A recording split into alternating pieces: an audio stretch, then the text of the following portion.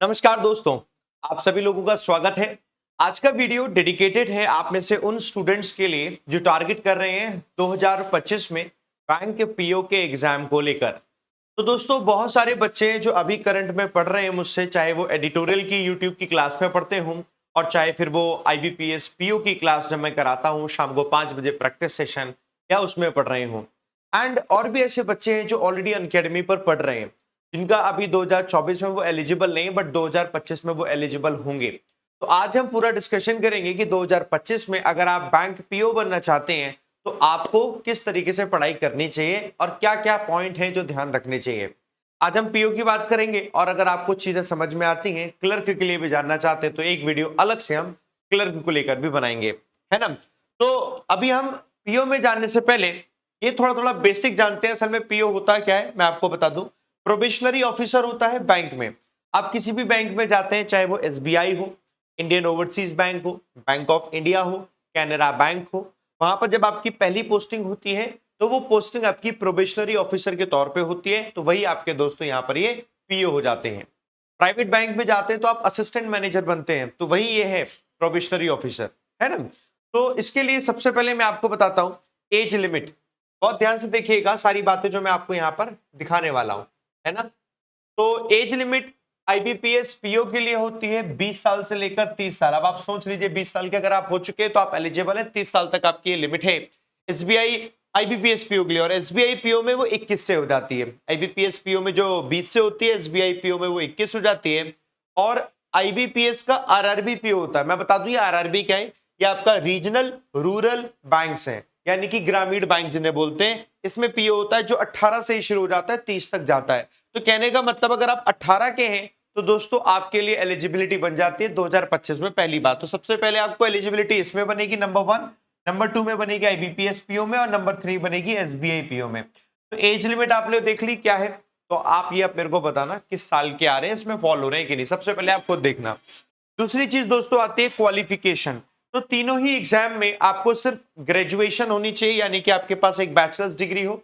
और इस graduation bachelors degree के लिए आपके दिमाग में ये रहता है कि अगर हमने इग्नू से बैचलर डिग्री की है या कोई और जगह से बैचलर डिग्री करी, क्या वो वैलिड है कि नहीं, तो डेफिनेटली वैलिड है। चाहे आपने कोई भी डिस्टेंस एजुकेशन से बैचलर डिग्री की है, अगर वो बैचलर डिग्री वैलिड है, गवर्नमेंट अप्रूव्ड है, तो डेफिनेटली वो आपका काम आते हैं। तो इग्नू से बहुत सारे बच्चे जो पढ़ते हैं और फिर उसके बाद अप्लाई करते हैं, तब आप एलिजिबल है। बस बैचलर्स डिग्री होनी चाहिए, कंप्लीट हो जानी चाहिए। आप कंप्लीट है तो दोस्तों आप एलिजिबल हैं। तो 2 पॉइंट हमारे समझ में आ गया, एज समझ में आ गई हमारी, और दूसरा हमारे सामने क्वालिफिकेशन समझ में आ गए। एंड थर्ड पॉइंट है दोस्तों एग्जाम स्टेज। बहुत ध्यान से सुनिएगा। आप जब आईबीपीएस आरआरबी पीओ देंगे तो सबसे पहला स्टेप और सबसे इजी स्टेप जो है अगर आपका तीनों एग्जाम में, वो यही बनता है। अब इसमें देखो प्रीलिम्स होता है, प्रीलिम्स में ऑब्जेक्टिव होगा, और ऑब्जेक्टिव में भी दोस्तों बहुत ध्यान से सुनना मैं क्या बोल रहा हूं, क्वांट और रीजनिंग। ऑब्जेक्टिव में दो ही आते हैं, एक क्वांट आता है और रीजनिंग, बस दो ही सब्जेक्ट आते हैं ऑब्जेक्टिव में। और जब आप इसमें मेंस में आएंगे तो मेंस में आपके ऑब्जेक्टिव में क्वांट है, रीजनिंग है, जनरल अवेयरनेस है, और जब आप ये पढ़ रहे हो तो इसके अलावा आप लोगों के लिए ऑप्शन में आता है, यानी कि इंग्लिश और हिंदी। आप सोचो प्रीलिम्स में तो इंग्लिश हिंदी होती नहीं है, मेंस में आपके पास ऑप्शन होता है कि या तो इंग्लिश चूज करना है या हिंदी चूज करना है। मतलब 2 ऑप्शन आपके पास में होते हैं यहां पर, ठीक है। और जैसे ही आप इसमें से कोई एक चूज कर लेते तो आपके लिए सहूलियत हो जाती है। अगर लगता है यार इंग्लिश में डर है तो हिंदी चूज कर लिया, और बाकी एक बचता है आपके सामने कंप्यूटर। तो ये आते हैं मेंस में। मेंस में आया, और मेंस जैसे आप क्वालिफाई करेंगे उसके बाद होता है दोस्तों इंटरव्यू। तो ये आपका स्टेप रहता है आरआरबी, यानी कि रीजनल रूरल बैंक का जो प्रोबेशनरी ऑफिसर होता है। ओके, अब दूसरा इससे थोड़ा सा एक स्टेप ज्यादा होता है, जहां पर वो आईबीपीएस पीओ का एग्जाम होता है। अब आईबीपीएस पीओ में जितनी भी आपको शहर में बैंक मिलती हैं, वो सभी बैंक में जो प्रोबेशनरी ऑफिसर होते हैं वो इसी एग्जाम के थ्रू बनते हैं। प्रीलिम्स इसमें भी होता है, ऑब्जेक्टिव होता है, लेकिन प्रीलिम्स में यहाँ पर क्वांट होती है, रीजनिंग होती है, लेकिन अब इसमें साथ में इंग्लिश भी आ जाती है। तो क्वांट, रीजनिंग, इंग्लिश इसमें होती है। अभी जब आप मेंस में आ जाते हैं तो मेंस में आप देखो 2 चीजें, एक ये ऑब्जेक्टिव भी होता है इसमें और ये डिस्क्रिप्टिव भी होता है, दोनों आता है। अब ऑब्जेक्टिव डिस्क्रिप्टिव में देखो क्वांट, रीजनिंग, इंग्लिश, फिर उसके बाद करंट अफेयर्स और जनरल अवेयरनेस का ही पूरा का पूरा सेक्शन आता है। ये सब पूरा का पूरा सेक्शन होगा जिससे ऑब्जेक्टिव बनता है, और डिस्क्रिप्टिव में सिर्फ इंग्लिश होता है ना, जिसमें ऐसे और लेटर लिखने के लिए पूछा जाता है। तो आपको मालूम पड़ेगा ठीक है इसमें डिस्क्रिप्टिव करना है, और इन दोनों को मिलाकर मेंस में जो भी आपका स्कोर आए, क्वालिफाई किए तो फिर आपका इंटरव्यू होगा, उसके बाद आप फाइनल सिलेक्शन लेंगे। ये स्टेप होता है आईबीपीएस पीओ का। तो यानी कि क्या इन दोनों की सैलरी में भी डिफरेंस होता है? हाँ, थोड़ा सा डिफरेंस होता है। ऐसा नहीं कहेंगे कि नोटिसेबल डिफरेंस है, पर थोड़ा सा डिफरेंस होता है, ऐसा कुछ ज्यादा खास डिफरेंस नहीं होता। खास डिफरेंस यहां पर आता है, वहां खास नहीं दिखता। खास क्या दिखता है जब आप एसबीआई पीओ की तैयारी करते हैं। तो देखो जैसे आप एलिजिबिलिटी में आते हो यहाँ एज के लिए, एसबीआई पीओ में मिनिमम आपको 21 साल होने चाहिए, यहाँ देखो 18 है, वहां 20 है, यहाँ 21 होने चाहिए। अब इसके लिए देखो स्टडी में भी सारी चीजें थोड़ी एक एक लेवल ऊपर होती हैं। प्रीलिम्स में ऑब्जेक्टिव यहाँ भी होता है, तो यहाँ पर भी तीनों ही होते हैं, जैसे इंग्लिश होता है, मैथ होता है, रीजनिंग होता है। इंग्लिश क्वांट रीजनिंग आपका प्री में भी है, मेंस में ऑब्जेक्टिव है। तो मेंस में कैसा होता है इसमें, जैसे कि इंग्लिश हो गया, क्वांट हो गया, वो जनरल अवेयरनेस वगैरह हो गया, फाइनेंस का भी थोड़ा हिस्सा पूछा जाता है, बाकी रीजनिंग हो गया, रीजनिंग के साथ में कंप्यूटर भी आ जाता है। ये सब पूरा ऑब्जेक्टिव में आएगा। अब इसका भी डिस्क्रिप्टिव होता है। अब जो इसका डिस्क्रिप्टिव होता है ना, ये सेम इसी के जैसा होता है, बस इसका स्कोर ज्यादा होता है। वो 25 मार्क्स का होता है, ये 50 मार्क्स का डिस्क्रिप्टिव होता है। पूछा इसमें वही जाता है। अब इसमें एक स्टेप और ऐड हो जाता है, आपको दिख रहा है साइकोमेट्रिक टेस्ट का। ये साइकोमेट्रिक टेस्ट इसमें एक होता है। हालांकि साइकोमेट्रिक टेस्ट का कोई स्कोर ऐड नहीं होता, बट आपको देना होता है ताकि वो आपकी एक साइकोलॉजी चेक कर पाए। क्वेश्चंस कई सारे पूछे जाते हैं, ऐसे पूछते हैं क्वेश्चन कि अगर कोई आपको ब्राइब दे, रिश्वत दे, तो क्या आप लोगे? आपने उसका लोन पास कराया, आपने लिखा नहीं लेंगे, ऑब्वियसली उसमें लिखा होता है स्ट्रांगली अग्री, स्ट्रांगली डिसएग्री, तो स्ट्रांगली डिसएग्री आप कर देंगे। लेकिन उसी तरीके का फिर एक घुमा के कोई दूसरा क्वेश्चन पूछ लिया जाए कि किसी का आपने लोन पास किया जो कि बिल्कुल वैलिड था, बिल्कुल ठीक था, वो खुश होकर आपको मिठाई दे गया या खुश होकर आपको एक गिफ्ट दे गया, तो क्या आप लोगे? अब आप सोचोगे कि यार हाँ यार गिफ्ट है, खुश होकर देके जा रहे हैं तो ले तो सकते हैं, तो गड़बड़ हो जाएगी। वो गड़बड़ हो जाएगी। वो कहेंगे अच्छा जब गिफ्ट ले सकते हो तो कल को तो आप गिफ्ट मांग भी सकते हो कि यार कुछ तो गिफ्ट दे दे भाई, पैसे नहीं दे सकता तो कम से कम घर में जरूरत है बड़े टीवी की टीवी ही दिलवा दो, है ना। ये चीजें हो जाती हैं। तो इसी को हम कहते हैं साइकोमेट्रिक टेस्ट, बड़ा शानदार होता है। तो एक स्टेप इसमें ऐड हो जाता है। दूसरा एक और स्टेप ऐड हो जाता है, लिखा हुआ है ग्रुप एक्सरसाइज एंड इंटरव्यू। तो जिस दिन आपका इंटरव्यू होता है ना, तो उसी दिन ही इंटरव्यू से पहले आपका ये ग्रुप एक्सरसाइज होती है। ग्रुप एक्सरसाइज में स्टूडेंट्स होते हैं, कैंडिडेट्स होते हैं, वो एक दूसरे से डिस्कशन करते हैं। एक टॉपिक दिया होता है, उस टॉपिक पर डिस्कशन करने के बाद एंड में ये बताना होता है उसमें कि आप इनमें से कौन कौन से 5 पॉइंट्स हैं जिस पर डिस्कशन करके आए, सभी लोग मिलकर क्या समराइज कर पा रहे हैं। हालांकि हमेशा सबके पॉइंट ऐसे एक से बन नहीं पाते, हालांकि जब तैयारी करोगे मेरे को बताना, तभी साथ तैयारी करते हैं तो हम लोग उसमें बढ़िया तैयारी कर लेते हैं।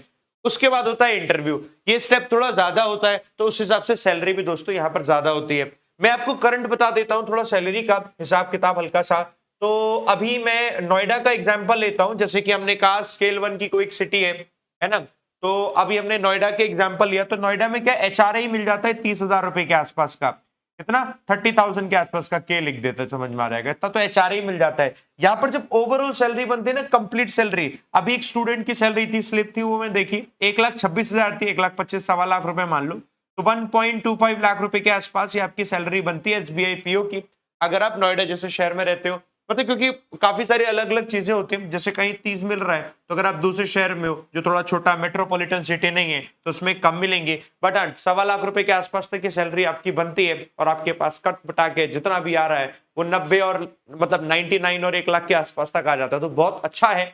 तो सैलरी इतनी है अगर, और वो इसमें देखे रहेंगे थोड़ा उससे डेफिनेटली कम है, इसमें थोड़ा उससे डेफिनेटली कम है, तो आपके पास उसी हिसाब की क्वेश्चन में, उसी हिसाब के मेहनत में अंतर है, डिफरेंस है। बट आपको मालूम है कि यार पीओ बनना है तो अपने पास ये 3 अपॉर्चुनिटी है जो बड़ी ग्रेट अपॉर्चुनिटी है, तो ये आते ही आते हैं, आते ही आते हैं। अब जैसे आरआरबी का जो पेपर होता है दोस्तों, वो आपका जुलाई में होगा, ठीक है।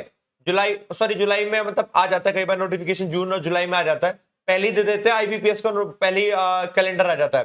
तो यहां से लेकर अगस्त से स्टार्ट हो जाएगा, अगस्त के मंथ में होगा, सितंबर और अक्टूबर तक में, मतलब अगस्त सितंबर अक्टूबर तक में क्या हो जाएगा आपका ये पेपर होगा। अभी जैसे चल रहा है ना सितंबर में आरआरबी पीओ मेंस का पेपर है, और ये अभी है 29 सितंबर को, तो ऐसे पहले ही पता चल जाता है। अब आईबीपीएस पीओ मेंस से, अब इसके बाद आईबीपीएस पीओ मेंस होगा, मतलब सितंबर का मंथ, अक्टूबर का मंथ, नवंबर का मंथ, दिसंबर का मंथ, जनवरी का मंथ, इन्हीं सभी मंथ में एक के बाद एक सारे के सारे पेपर हो जाते हैं। तो ये तो हमें पता चल गया यार पैटर्न कैसा होने वाला है, एग्जाम स्टेज क्या होने वाली है, ठीक है। नाउ अब हम प्रिपरेशन कैसे करेंगे, तो उसके लिए आपको मालूम है यार प्रीलिम्स के सब्जेक्ट, मेंस के सब्जेक्ट सब पता चल गए, इन सभी सब्जेक्ट्स को आपको पढ़ना तो पड़ेगा। और पढ़ने के लिए मैं आपको बहुत सही तरीका बताता हूं, भटकना नहीं है। पढ़ने के लिए एक बेसिक फाउंडेशन बैच जरूर ज्वाइन कर लो। जैसे मैं आज आपको पढ़ा रहा हूं, आपको मेरा पढ़ना अच्छा लगता है, पढ़ाना अच्छा लग रहा है, तो आप मेरा कोर्स ज्वाइन करो। अगर मेरा पढ़ाना नहीं अच्छा लग रहा है, किसी और टीचर का पढ़ाना अच्छा लग रहा है, तो उसका फाउंडेशन जरूर ज्वाइन करो। क्योंकि हमारा तरीका क्या होता है पढ़ने का, कि एक बार आपने किया फाउंडेशन, तो फाउंडेशन करने से आपको हर एक सब्जेक्ट के हर एक टॉपिक का एक कॉन्सेप्ट पता चल गया कि अच्छा किसी भी क्वेश्चन को करते हैं तो कैसे करते हैं। तो टीचर आपको बताएगा कि एग्जाम में इस कॉन्सेप्ट पर बेस्ड इतने इतने इतने टाइप के क्वेश्चन बनते हैं, इस कॉन्सेप्ट पर बेस्ड ऐसे ऐसे क्वेश्चन बनेंगे, सॉल्व करने का तरीका ऐसा ऐसा ऐसा है, इसका तरीका ऐसा ऐसा ऐसा है। बस आपको पहले तरीका पता चल गया, एंड देन उसके बाद एक ही काम है, दैट इज प्रैक्टिस। फिर आपको प्रैक्टिस करनी है। प्रैक्टिस करने के लिए प्रीवियस ईयर पेपर हो गए, मॉक पेपर हो गए, टेस्ट सीरीज हो गई, दैट्स इट, हो जाएगा आपका काम। इन सभी चीजों में इंग्लिश का जो रोल है वो थोड़ा ज्यादा रहता है। आपने अभी भी देखा, प्री हो जाए, मेंस हो जाए, उसके बाद डिस्क्रिप्टिव हो जाए, जीडीपीआई करते हैं, चाहे कहीं पर भी देखो तो इंग्लिश का रोल ज्यादा मिलता है। तो इसके लिए मैं आपको एक एक्स्ट्रा चीज बता रहा हूँ फॉर इंग्लिश। मैं खुद इंग्लिश पढ़ाता हूँ, जो लोग नहीं जानते मैं खुद इंग्लिश पढ़ाता हूँ दोस्तों। तो इंग्लिश के लिए क्या करो, आप एक रीडिंग हैबिट डेवलप करनी है आपको, ये खुद से डेवलप करिए रीडिंग हैबिट। खुद से नहीं डेवलप कर पाते तो डेली ना यूट्यूब पर मैं 7 बजे 7 AM पर लाइव पढ़ाता हूं bankers paper he, the Hindu editorial, the Hindu newspaper का एडिटोरियल पढ़ाता हूं। आप आओ, एडिटोरियल पढ़ना शुरू करो मेरे साथ, और जैसे जैसे आपको लगे कि रीडिंग हैबिट डेवलप हो गई, खुद से पढ़ना शुरू कर दो, खुद से फिर रेगुलर पढ़ना शुरू कर दो। ये रीडिंग हैबिट डेवलप कर लोगे ना, तो आपको दोस्तों कॉम्प्रिहेंशन के क्वेश्चन, वोकैबुलरी के क्वेश्चन, ग्रामर के क्वेश्चन, काफी हद तक उसमें आपको हेल्प मिलने लग जाएगी। मतलब ऐसा नहीं होता कि इसमें अगर आपने फॉर एग्जांपल मैंने कहा एक फाउंडेशन बैच ज्वाइन कर लो और मॉक लगा लो, काम हो जाएगा, नहीं, रीडिंग हैबिट डेवलप करनी होगी।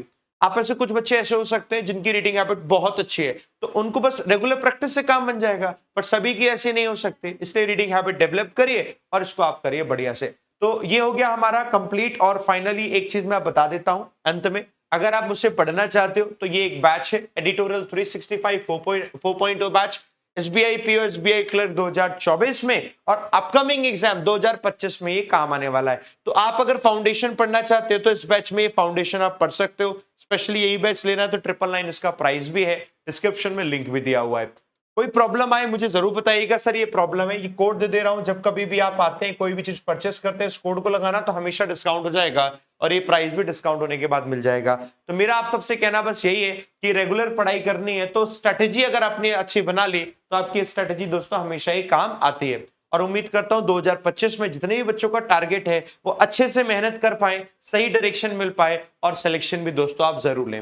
Wish you all the best दोस्तों, थैंक यू वेरी मच। कोई प्रॉब्लम है, कोई बात कहनी है तो कमेंट करके जरूर बताना, ताकि अगली वीडियो पर मैं आपको उसकी एडवाइस जरूर दे पाऊं। जय हिंद, जय भारत।